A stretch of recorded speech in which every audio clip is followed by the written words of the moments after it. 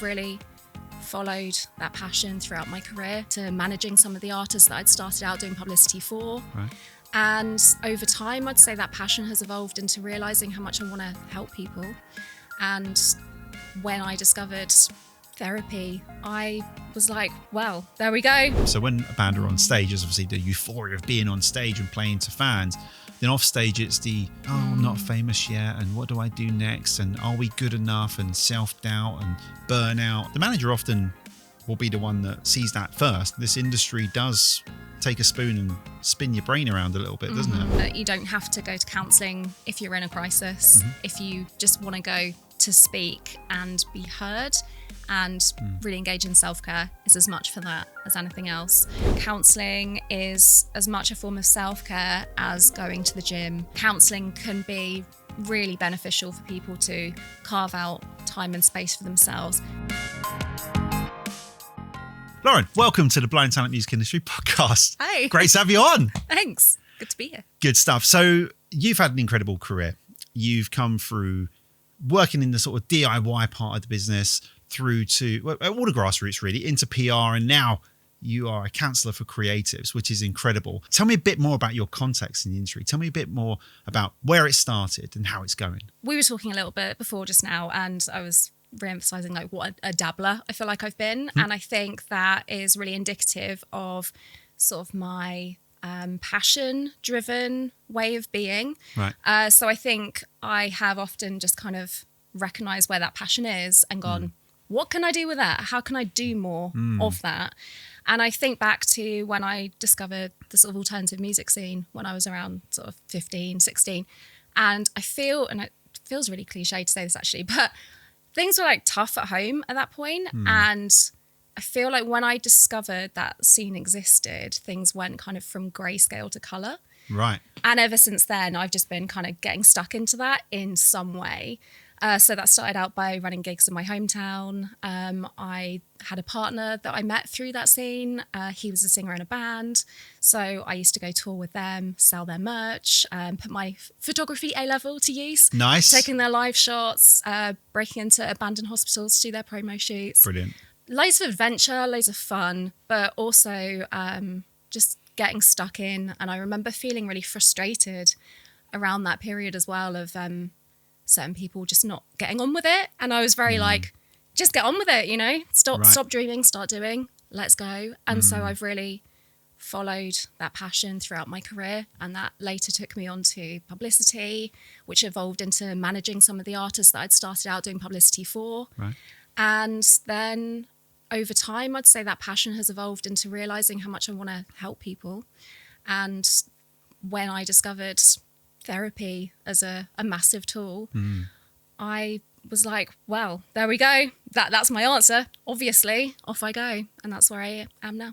That journey, I mean, in the music industry is like no other industry, really. It's so predicated on people's emotions and feelings, isn't it? And you said even just then, you know, a bit of a tough time at home, and then I found music almost, and you found that scene, that community, that sense of being, that sense of belonging. We're always on the edge of emotion and feeling. It drives everything that we do, for good and bad, I would say sometimes. And so it makes complete sense to me what you just said there, was that you've been on this creative journey in the music industry, and that desire to want to help people, by the way, is one of the core things I believe everyone should have. That desire to want to help people. So tell me a little bit about that first gig that you went to. Okay, so are we talking the first local gig or the first big gig? Whatever gig just immediately sprung to mind. I had two spring to mind because thinking about the first actual gig I went to was, I believe, at Amersham Scout Hut. Whoop, whoop. And shout out Amersham. Yep, big up Amersham. And I just remember seeing loads of people my age, all sorts of different dress senses and expressions of being, and I think it was like a 4, maybe even 5 band bill. It was pretty stacked for about a $5. And £5 for a $5. Yeah, £5 for a $5. Quality Brilliant. times. And I just remember being like, wow, what is this? This is great. I remember at the time I was going to those shows with my little girl gang, Flora, Laura, Lauren. Brilliant. And we would go to these shows and we would just see who was on. And most of the time we didn't have a clue who these bands were. Right. A lot of having a clue who the lineup was back in those days was either there was a MySpace link, Right. or it was word of mouth. Like, oh, I've heard this demo. I've heard this sick band. You have to make sure you catch them. I remember they always used to ask you on the door on the way in, who are you here to see? And I'd be like, bloody everyone, let's see what this is, you know? And it was just such a community and a real feel of like, you want to go to all of these gigs. You want to see who's coming to the stage, who's there, chat and meet. It was just such a warm place. Going to the shows and then you start to put on shows, or do you then just immediately lurch into management? How did that journey go? Management was years later, but so my partner at the time's band were the ones that were putting on those shows that I started going to. And the reason that company was founded was to fund their band and get them on the road. But my partner and I were like, we want more metal shows. So we started putting on some more of the like metal shows when they didn't have shows on. Right. I just remember being so excited when bands started contacting me going, we want to play. And I would get to sort of listen to demos and be like, maybe they would fit nicely on the bill with this band. And Nice. I remember doing this Halloween show that had 150 kids at it, and we all like dressed up, and it was such a fun vibe and really packed out. And we did them all in this little venue called Temperance Hall in Chesham. And it was mostly a theatre, I think. And there was this amazing roof space where all the bands were hanging out. And it was just like such a wholesome kind of surreal thing, really. Feels quite rock and roll, that actually, when hanging out on the rooftop and just it was a really in nice Little spot Chesham. in Little Chesham, next to the lovely Lowndes Park where I grew up feeding the ducks. Nice. Yeah. So that led you into that journey of just really loving music, getting more involved in the industry side, really, isn't it? You know, and a similar friend of both of ours, Jamie Osmond, of course, was on podcasts, and similar, right? Comes from your area. It's so funny listening to him talking about it and framing it as this little rural end of the Met Line, a little platform. It really was that little bit too far to go to a lot of the London shows until you were older, or maybe your parents would take you to the gigs. And so it was like a real little pot for people to create their own scene, a real pocket. And it was really interesting hearing Jamie talk about some of those early days, because the band that my partner was in was called Shell Shock, and one of the members of the band unfortunately died, and Jamie spoke about that, and he ended up taking over that company that was running those shows that I originally started going to. Right. But I knew him from being the singer of this band, Truth Will Out. Right. And I remember a couple of times like being on merch for Shell Shock at a show, and he'd be playing. He came to a couple of my house parties. He dated a friend of mine. So I've known him for years, and every now and again we bump into each other in festival fields now. And we're just like, remember those old days? Yeah. How funny to see you still here. Must be very surreal having that sort of it's almost like incestuous, isn't it? It's like lots of overlaps. Lots of weaving in and out, and lots of moving in similar lots circles. of memories, probably happily without much social media around at the time. I've still got some photos. Oh, okay. Well, they're definitely coming out. They were on my MySpace back in the day, yeah. MySpace was an absolute beast back then, wasn't it, as well? But as we kind of continue on that journey, so you're really, Lauren's just getting into the industry here, right? And you're starting to really feel out what the industry is about. So the next step was that PR. Gosh, the next step for me, I mean, I did not really comprehend that there was a music industry at that point. Right. I was just like, this thing, I love it, let me in. And I was just doing some stuff. But if I'm being entirely honest, I didn't grow up in an environment where creativity was encouraged. Right. And it was very much a household of, despite my dad being a stuntman, he was very much like, don't fall on your head for a living, get a real job. Right. So I was really pushed into what my other passions were. And that was really rooted in science. Right. And I actually ended up going to uni to study veterinary medicine. Right. Hated it. Everyone on the course, lovely, but they had grown up wanting to be vets. And I was like, I don't feel this in my soul. Realistically, what I'd have loved to have done is probably photography, but not allowed. So I decided to move off veterinary medicine, did a biomedical science degree, got my solid, stable, head over heart kind of thing. Right. But around it, I was still doing sort of modelling and acting and presenting and working for an alcohol brand that was very aligned with the alternative music scene. Right. And I became their official rock person because I was so into the scene, and I got sent out to all of the festivals and gigs and award shows, and was doing all the sort of outreach and being in the photos and just chatting about the brand and existing in that space. And it's very easy to make friends when you're giving out free alcohol. Isn't it just? So you've seen clearly a lot of stuff on this journey, and you then moved into management, which for me is, well, actually, we were talking about this earlier, weren't we? You didn't know that I managed that band Forever and Ever, that you were in the video for, which I don't remember, which makes me either a really good manager or a really bad manager. Probably bad manager, I'm guessing. But so we have a few sort of like overlaps there. But what drew you into the management side? Because that's crazy. So management was at the point where I was a very natural sidestep. So I was doing publicity for bands, and my real sort of approach with the publicity was to support the bands from the very beginning. We had a whole motto of like from the ground up, and it was supporting those artists that didn't have any kind of team whatsoever, and just being the mouthpiece, the sort of first industry connection perhaps. And I started getting contacted by a few A&Rs that I knew, being like, oh, I've been watching your roster and I check out every band that you have on your roster. What's the situation with these bands that have caught my eye?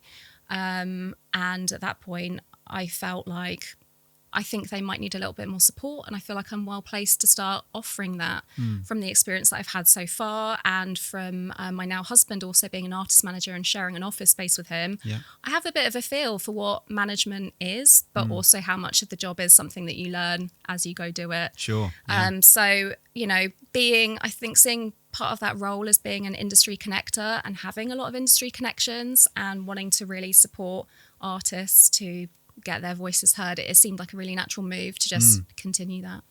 I think some of the best managers I've ever known have just been serial networkers and just very, very good at being salespeople, actually. And yes, of course, there's the nuts and bolts of being a manager, of course, but actually just being a good salesperson will do 90% of the job for you. But naturally, as part of management, and again, this is a lovely segue because you start to see emotions happen in real time. So when a band are on stage, there's obviously the euphoria of being on stage and playing to fans. Then off stage, it's the same frustrations and life challenges that you have. Oh, I'm not famous yet, and what do I do next? And are we good enough? And self-doubt and burnout and all of these things start to creep in. And the manager often will be the one that sees that first. They're on the front line going, whoa, okay, right, whoa, this industry does take a spoon and spin your brain around a little bit, doesn't it? So what do we do? And so did you find during your management journey that almost like a bit of a precursor to where you are now? Oh yeah. Because you almost become a counsellor by default. Absolutely. I mean, the amount of times that I've said in my journey is such a cliched word, but my journey of studying to be a counsellor, the amount of times, and even when I enter counselling for myself for the first time, every little bit of knowledge I've gained along the way, I've gone, oh, damn, I wish I knew that back then. That would have really helped. And I feel like as a result, I'm so much better placed to help now, but it's also such a reminder that you never stop learning. Taking that knowledge, what happened next? Because obviously we know that the next years we're starting to talk about COVID time. We're starting to talk about those times we don't talk about, that time that thou shalt not be named. That time. But tell me a bit about the next part. So what the bridge between management and now where you are with Speak to Lauren? So COVID, I think a lot of people experienced that it was a really important time to slow down, a forced stop, and kind of take stock. And in that time, for me, I had some trauma that resurfaced, something that had been kind of in my awareness, but not fully there. And I was like, oh, I think this is time to go to therapy. And so I did. And I was astounded by the incredible sense of relief that I got from it very quickly. And it felt like magic. It's very similar, actually, thinking back on what I was saying about finding the alternative music scene. It's that thing of like, oh, this has hooked me now. I want to do this. This isn't just something that I I can be casual about. Let's jump all in. And so it really wasn't long before I had signed up for the first level of counselling training to kind of test the waters. And yeah, loved it, as I thought I would. Much like yourself, I got very, very interested in that after experiencing the magic as we will refer to it now forever, because it's just transformational. The idea that just talking can unlock so many things in your mind around trauma and how you rationalize trauma, and also how you reflect on it and how you appraise it, because of course you don't appraise traumas all in the same way. We all have different ways of appraising trauma. Some people go, that's my superpower. Some people go, I'm going to just live that and that's going to define me for the rest of my life. So you've come out of quite an interesting lineup, right? If you are someone that works in the creative space and you've gone through all these different parts of the industry, whether it be live, management, PR, you've experienced lots, but then you've landed in, actually, what is my niche? Well, look, I love all of that. I love Rammstein. I love all of that stuff. I've experienced working with artists, for many years. I want to work with them now. So tell me a bit about Speak to Lauren, because I'm super interested in your why, but also your methodology and how you see your service. Sure. So Speak to Lauren, for a start, just thinking of the name, very much to reinforce that you don't have to go to counselling if you're in a crisis. If you just want to go to speak and be heard and really engage in self-care, is as much for that as anything else. The marrying of counselling with specifically supporting creatives is something that I always envisaged being where I would end up with it. I didn't necessarily think it was something I would be able to sort of start doing with it straight away, because part of counselling training is going into placements and doing, in my circumstance, 100 hours with clients. And I was really fortunate to find 2 brilliant placements where I got to work with people in the arts, in creative spaces. Right. And being in those rooms and in those spaces, I was like, yep, okay, I'm really onto a thing here. Love this, love the work we're doing, love the transformation that's happening. This is really something special. And so Speak to Lauren very much is a space for creatives to come and talk about who they are as people, not just their jobs or the work they're doing. I work in what's called a person-centered modality. So it's very much about clients using that space in whatever way they see fit, bringing whatever they want. The sessions don't have to connect to each other if you don't want to, but I will be there to notice the things you're saying and try to enter your frame of reference, like you were saying, getting into their brain. Let's talk a little bit about more broadly mental health as a topic, because the music industry, and we are going to come back to more specifically the creative side of counselling too, because I think there is a nuance here that I think clearly you've kind of tapped into that's probably being underserved. But let's just talk more broadly about mental health in the music industry. Because frankly, in my mind, it didn't exist for a long time. And I started in the industry in 1997. I can't even remember anyone even mentioning those 2 words together until 2003 or 2004, when I experienced my first sort of episode of it. And it wasn't something really people spoke about. How do you think the role of mental health has changed in the music industry from your perspective? From my perspective, it feels very much like wasn't talked about, was talked about a bit. And now it's like it's being talked about, but there's still a few things wrong. If I think back to the first time I was aware of it being mentioned, and perhaps I wasn't the most aware of it myself back then, but it was being on Warped Tour and seeing the sort of community that Kevin Lyman seemed to be trying to create there. Right. There were a lot of charities that were hosting stalls, and I remember my friend Patty from As It Is doing talks via Hope for the Day, and it was really awesome witnessing him taking time around shows to connect with fans, talking about his struggles, giving him another way to express what was going on for him. And I found that really impactful.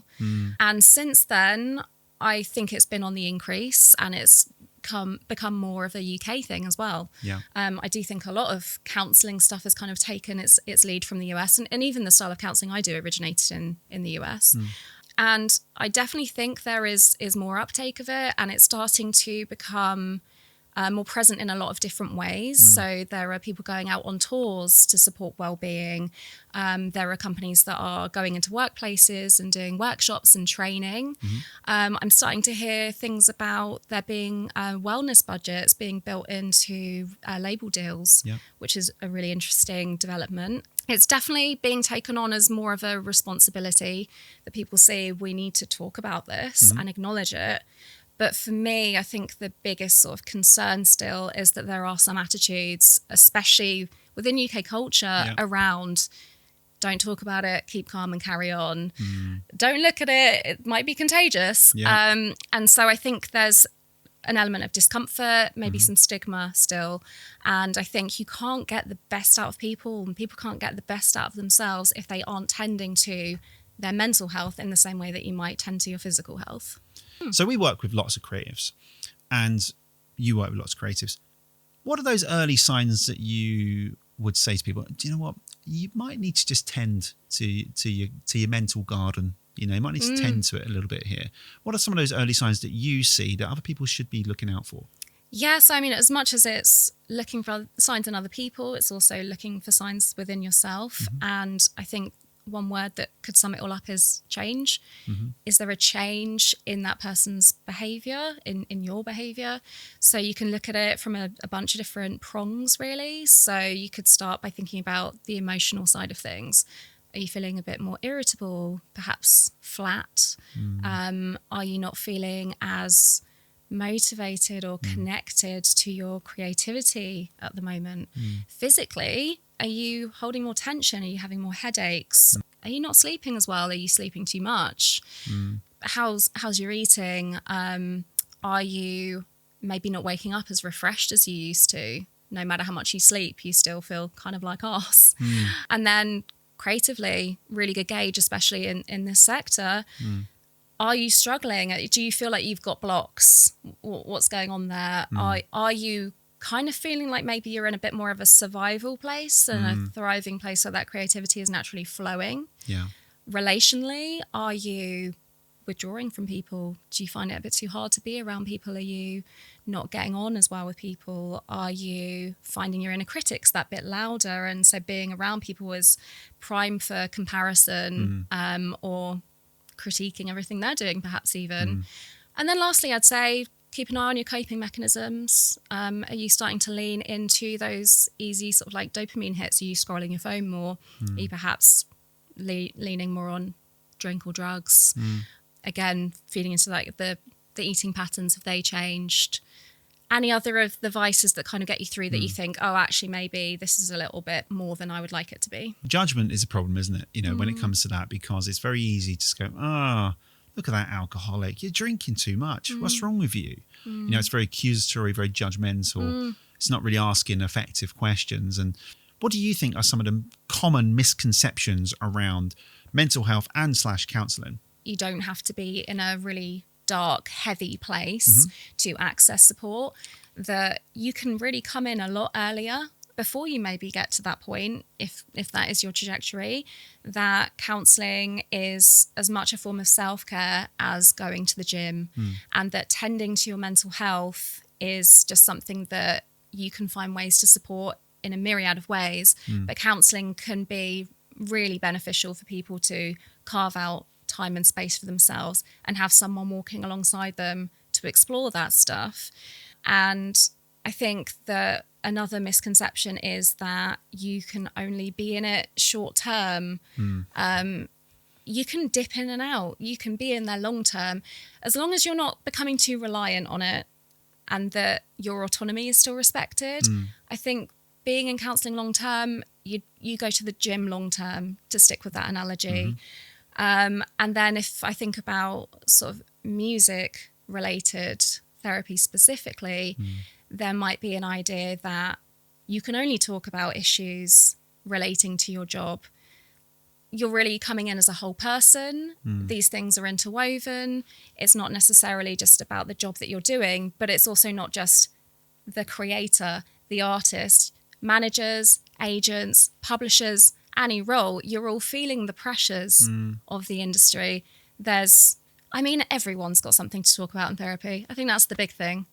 The other thing I heard there when you was talking about the misconceptions about health, I couldn't help think about my dad because he's like, well, boy, would you I talk to a counsellor. This is that old school thing. You said it earlier, keep calm, carry on. What do you need to support for?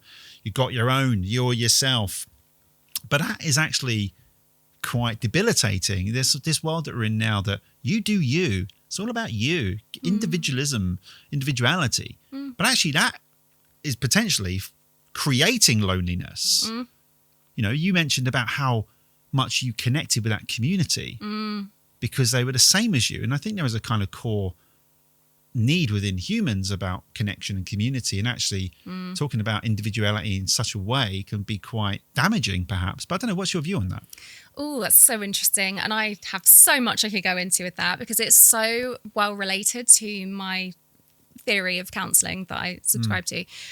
So it's so much about recognizing that we are social creatures. We need people, we need relationships, and counselling itself is a relationship and a relational piece of work. And I think that it's one of the things that can't really be replicated. And so much of the work that's done in the room and the way that the client and counsellor interact represents how they are in the world outside. And so a lot of the work that I do and a lot of the way I approach it is working with the individual, helping them to understand who they are and becoming aware of that so that if they want to, they can change. And when I say if they want to, it's because it's going, these things that I believe, these rules that I have for myself, are they mine or were they given to me by other people?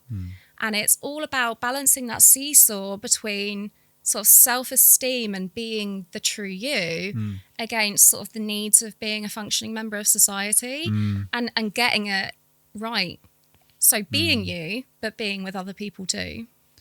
100%. And I don't know if you're talking there a bit more about integration, integrating of your different, I don't know if that's the thing you subscribe to. Kind of like balance, really. Right. I mean, I remember when on my own journey, there was a question around integration and how you have a you at work and how you have a you at home and how you have a you when you're playing sports, which is quite separated. Yeah, and actually you're completely right. Integration is a great word for that because it's these parts, these different ways of being.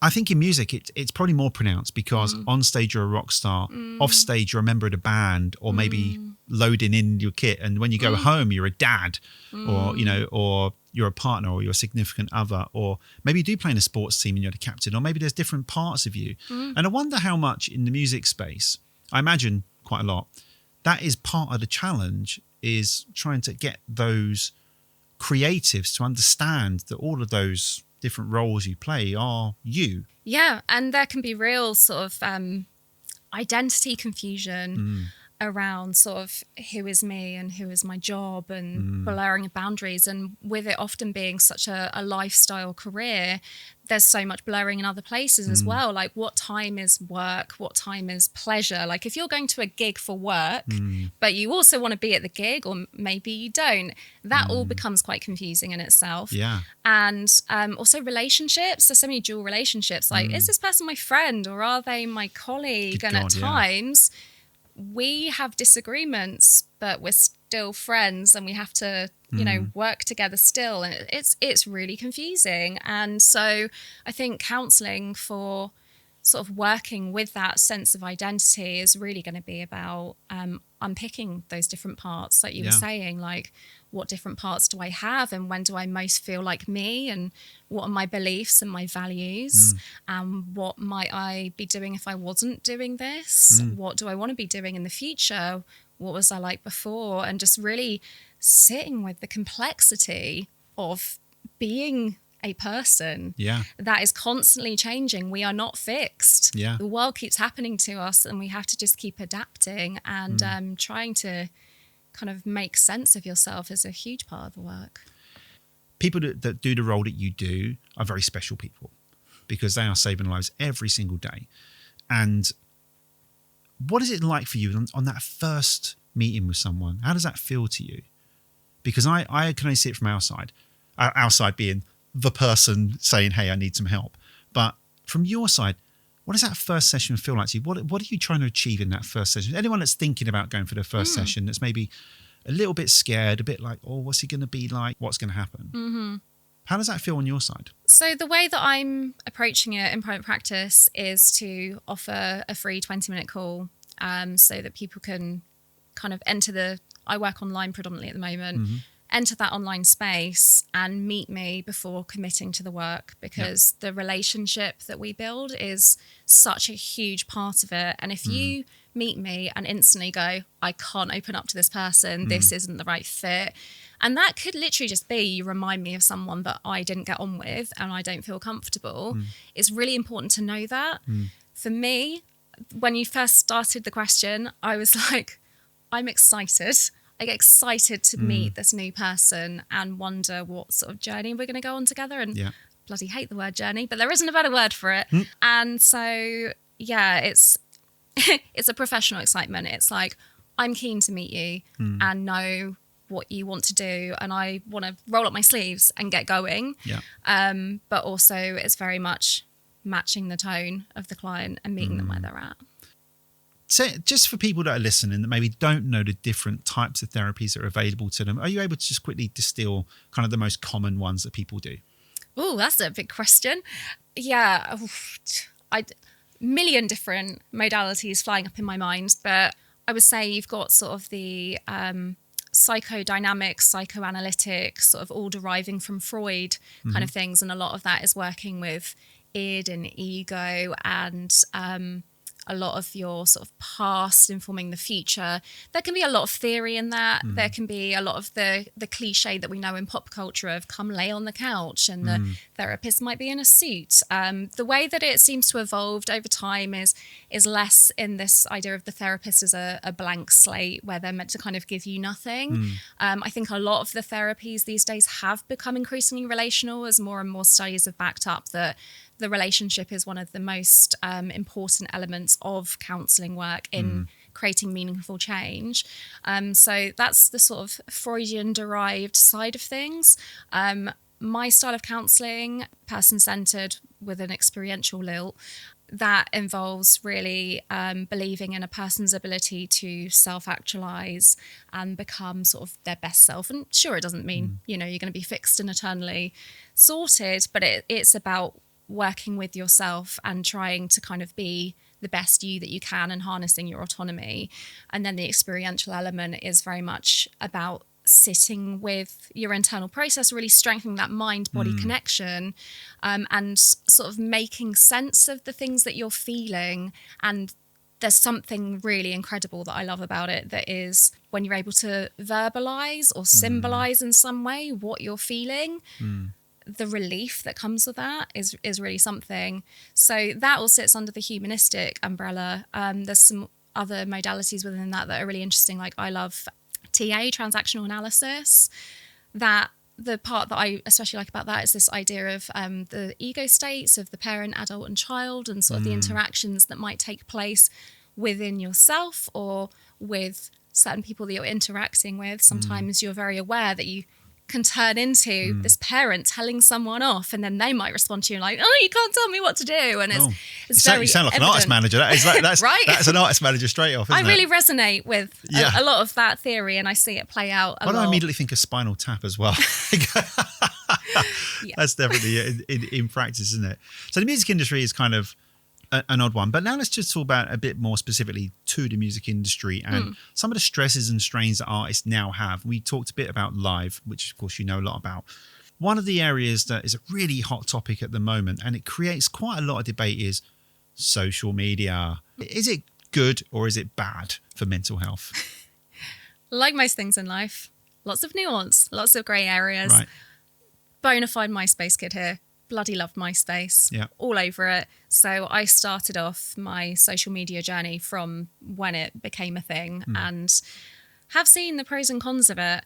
And I think it's a really useful tool, but it's something to be used with care, with balance, and to really check in with yourself and think, is this feeding me or is it draining me? So I know you have a kid. So I'm going to ask that question because our good friend of both of ours, I'm sure you know Alex Baker. Oh, yes. And I do love seeing his Instagram stories. And I think every day there's a certain irony in saying social media is really bad for people. This is bad. It's killing me. But doing that post on social media has a sort of sense of irony to me. But I understand it completely. And he's also a father. As a parent, at what point do you introduce social media to your child? And I know this is a bit weird because we're talking about the music industry, but I do kind of feel like there's a connection here, because what we're talking about, just to sort of caveat that, is actually the power of social media and the influence it has on one's mental state. Really important question. And yeah, no, Alex, well, our kids have even had a play date. Hey, come on. And I've often had him talk about, social media, big and scary, terrifying thing. But I think one of the reasons he's still there is because it is a place for connection and for being able to share who you are. And it is an important promotional tool. It's really complicated how you share it with children. There is constant debate in our mum's WhatsApp about when we should be allowing kids to have phones. And I remember listening to a podcast examining a bunch of studies about how good is it, how bad is it. It's just so complicated. It's really hard to make an answer on that. I think it's something that really needs to be looked at without blinkers on and think, how much benefit is there to this? Can we make it safer? Can we find other ways of providing the elements of it that we do want? From a counselling side of things and thinking about children's usage, safeguarding is the hugest element of it, obviously. There's been talk of maybe all trying to sync together and have an agreement that we're not going to let our kids get phones till certain ages, until they feel sort of psychologically ready to use critical thought and question what it is they're seeing. It's great to see that the schools are already starting to educate them as young as sort of year one about being safe online. But it's undeniable that it is great for connection. And so there's a lot of sway in there for parents around, I don't want to make my kid like isolated and impact on their social development. But I just saw something this week about a return to people having little pods of landlines and them having each other's phone numbers and the kids being able to have like an hour in the evening where they can call their friends. Beautiful. So there's some really cute solutions like that are coming about. But then also I think about needing to learn how to use social media because it is a part of our lives as adults. Who knows what careers people are going to go into? It's just not a clear thing. It's not a clear thing. It's not a clear thing, but we're talking about in the context of children here, aren't we? I guess, but actually more broadly, the vulnerable. You know, because we won't let people drink alcohol until they're 18 or 21 in some countries.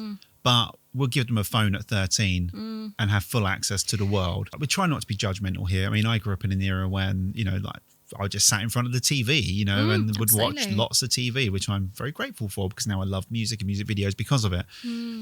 But had I grown up in a time where I had access to the world on my phone, I think that's almost too much for anyone, surely. But is social media killing people? You know, and that's a big question. And the short answer is, not everyone. No, because there's a lot of us still around. but talking about artistry and the pressures that artists have to post on social media, what are your thoughts on that? Have you had any experience of artists coming to you? I mean, I've had loads of experience of artists saying to me, if you ask me to post on TikTok again, I'm going to lose my fucking mind. I'm like, yeah, but it's necessary. And then that's when the problem happens because you've already created an association with it that is negative. But what's your view on that? I've been aware of a lot of artists really kicking back, going, I didn't become a band member, an artist, a singer to bloody post on TikTok. I don't want to do that. And there's a real resistance to that being part of the job role. Other people love it and are like, yeah, I see this as an extension of what I'm doing. It's another way of expressing myself. It's another way of getting my art out there. So I'm really up for it. And there's a band in Germany that my husband works with called Vianova, and they've just done some really hilarious stuff on social media in the last few weeks, culminating in an OnlyFans where they dropped their album. Brilliant. All very funny, but also very in line with who they are as people. So it's an extension of their expression of art. It's really authentic for them. And so I think that it's naturally fed into the way they present themselves as an artist.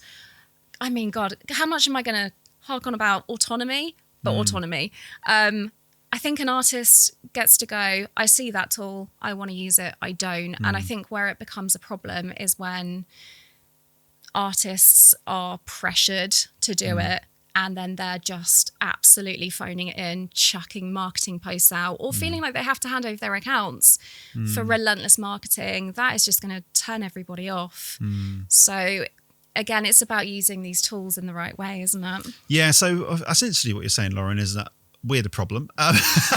Digital marketing agencies say, you must post on social media. But you're not, though, are you? If the artist's going, yeah, sick, help me do that, or do that for me. I'm being if jokey, you make the good content. You know, but these platforms do have a responsibility because they put out a lot of literature. So artists that we're working with are chasing fame to some degree, or recognition or success, whatever that means to them, because I think it is different for artists. So when they see a post come out from TikTok that says, okay, you need to do stitches, duets, post 3 times a day, otherwise you're going to fail. And so the artist goes, okay, how do I build a positive relationship with this platform? Because it's like your school teacher saying you've got to do your homework. You must do it or you're going to fail. And you build up a negative relationship with school. And I feel like that's kind of, social media is a bit like that. You either love it or hate it. It's not quite like Marmite, but it's not too desperately far away. So let's talk a bit about artificial intelligence. Okay.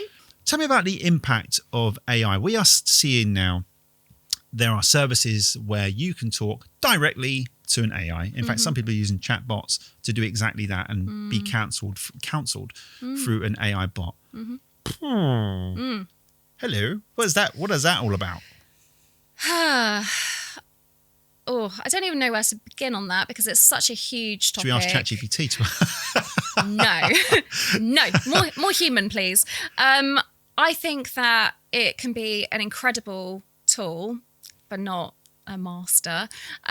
It's something to be, again, really used with nuance. Within the counselling world at the moment, the ethical body that I'm part of, BACP, I know they're due to release a new framework soon.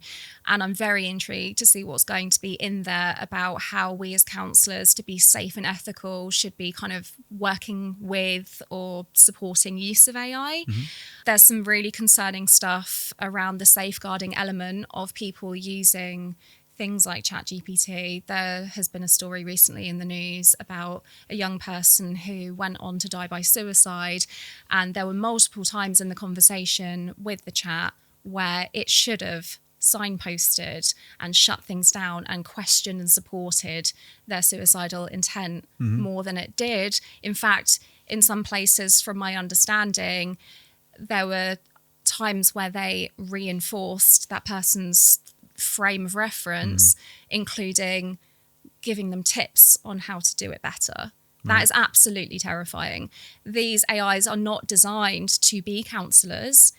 There are some in development at the moment to work as therapy bots, but I don't think there is a replacement for, like I was saying before, the human relational element.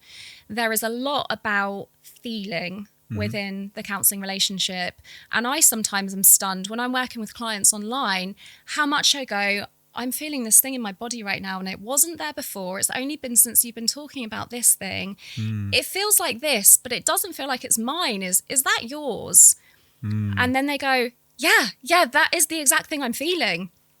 So even just through a computer screen talking, there is, Carl Rogers, the founder of Person-Centered Counselling, talked about the other in the relationship. And I think that maybe touches on some of what that is. And again, some of that magic, that can't be replaced by a computer.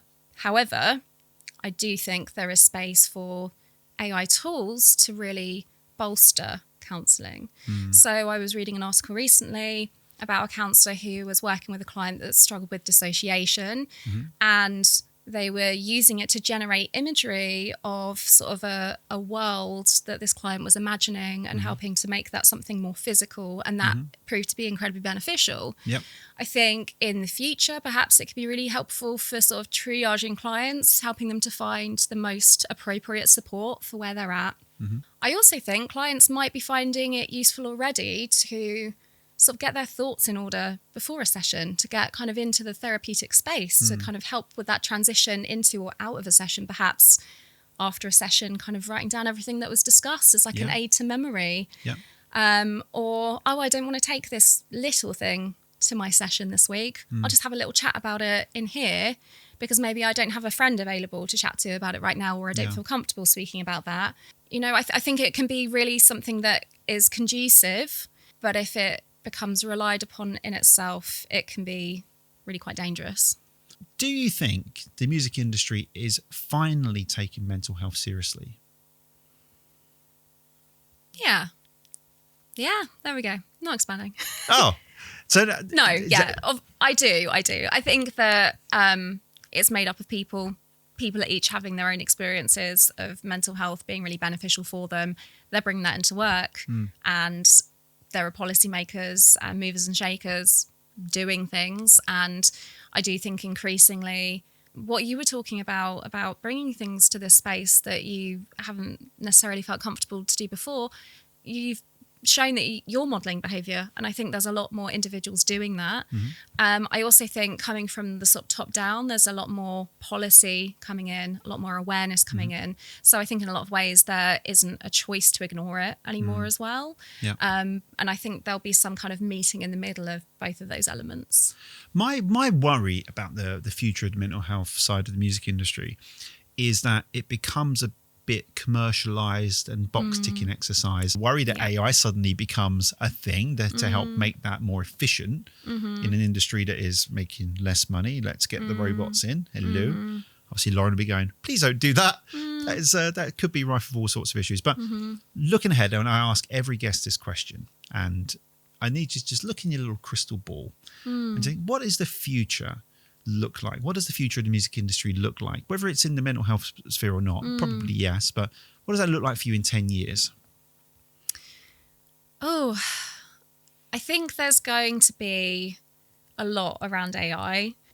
People aren't really sure what it's capable of at the moment, but as I've already touched on, I really don't think that's going to replace human contact, being around humans.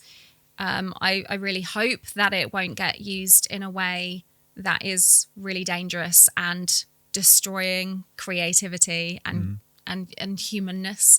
I'm really intrigued to see if virtual reality comes in increasingly. That could be a really interesting development. Again, something that could be used really poorly. All things that need to be explored, and the sort of importance of people's safety and well-being needs to be thought about at the heart of it. There's a lot of concern around sort of with AI, especially around sort of the almost like the space race equivalent of it, right? The sort of getting out of control, seeing who can sort of monetize it and make the most of it without thinking about the impacts of it. You know, that idea of just because you can doesn't mean you should. Sure.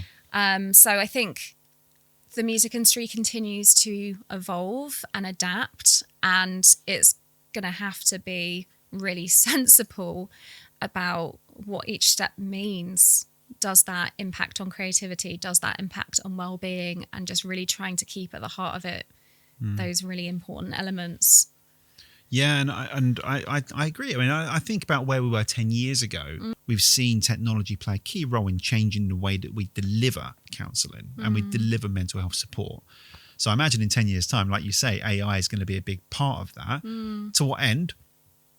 We don't know. I think a lot of things you said actually resonate. I think, you know, the idea that you're using it for good and operational means, and whether you could train an AI on Freud and, you know, train them to that degree that they're so built around those ideologies that they can deliver a service at the same level as a human. I'm aware that that's currently in progress, and that there's AIs being trained on a bunch of different modalities simultaneously. And the idea is that it will pick what modality might be most suited to that client. Right. So theoretically, it will have a whole plethora of knowledge available, almost like an algorithm sort of approach to counselling. But when I say... Oh, that is a sentence, isn't it? An algorithmic approach to counselling. Yeah, there's something just inherently icky about that, for want of a better very word. Uncomfortable. Yeah, so, you can... Brené Brown said you can have, a lot of it's about what you know is really important, but who you are as a person is sort of more important. And I really think that applies to therapy. I can have all the knowledge, but can I connect with you as a human? Can I get into your frame of reference? Can I understand you and give you the conditions that you need to be able to feel like you can unpack yourself and work out what you need, rather than me telling you as well, because that's not counselling. No. So there's a lot of risk with an AI not doing counselling. Totally. With it just advice giving and churning out information and and not holding you in mind. Algorithmic counselling. I can't get my head past that. It's like, oh my God. I say algorithm so many times a week, with Spotify in mind, usually. Never have I ever thought about it with counselling in mind. That would be such an awful place to be, wouldn't it? But look, I think it's been such an amazing chat, and we've covered so many bases. I'm really happy that you've been on this journey and you found yourself in this place where it's clearly a very fulfilling job for you, and it's clearly something you're really passionate about. You've got that extra expertise in that music background, and I just think you're going to go and help. And, I don't mind putting it bluntly, you're going to save lives. You are.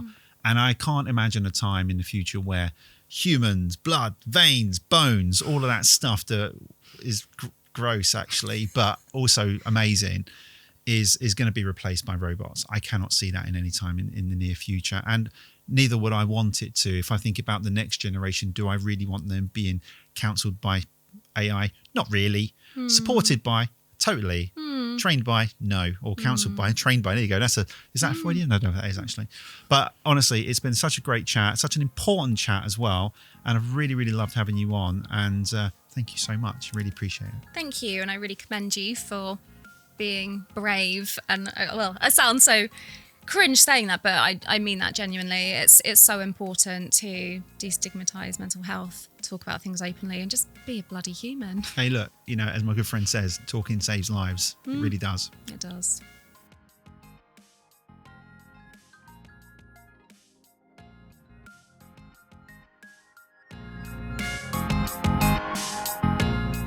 Make sure you subscribe and drop us a follow on Instagram to get involved with the conversation. For more information, go to blindingtalent.com or drop us an email at industry@blindingtalent.com. Thank you.